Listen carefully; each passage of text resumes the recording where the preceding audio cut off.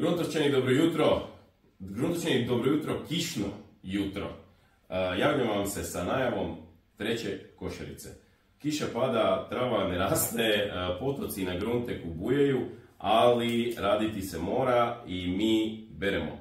Evo, srijeda je ujutro i napravili smo za vas testne košarice da vidite što vas čeka sljedeći tjedan u vašim dostavama, a narudžbe, kao što znate, možete napraviti od danas, sljedeća 2 dana na svojim linkovima.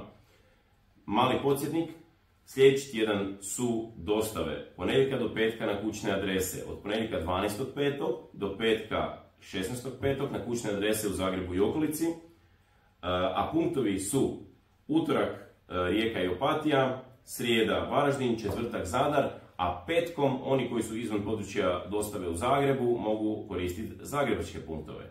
Pa ajmo mi na takozvani unboxing, da vidimo šta je Gruntek za nas uzgojio ovaj tjedan. Još smo u proljeću, iako kiša ne liči baš na proljeće, ali još smo u proljeću u lisnatim kulturama, a nešto ima i konkretnijeg. Pa idemo po mom šalabahtaru. Mladi luk, u kojem još malo možete uživati, jedan pušlek u maloj košarici, u mini, 2 pušleka u maksi. Miris ove košarice je malo onak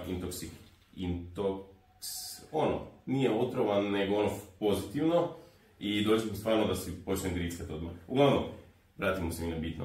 Jedan pušlek mladog, 2 pušleka u maksi. Korabice nam stižu.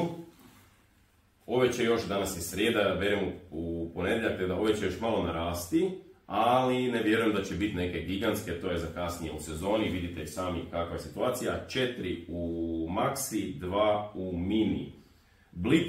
Blitva ova baby, više nije ni baby, sad je već konkretna, 400 grama je jedan pušlek, dobit ćete jedan u mini i, već znate, 2 u maksi. Baby špinat, on je stvarno još baby, još će vam dobiti malo, do ponedjeljka do berbe. Stavljamo vam u mini 300 grama. Kao što znate, on ne ide niti u škrnicel, niti jer je mokar, niti u pušlake jer je premali, tako da ćete ga morati onako skupiti lijepo iz te gajbice.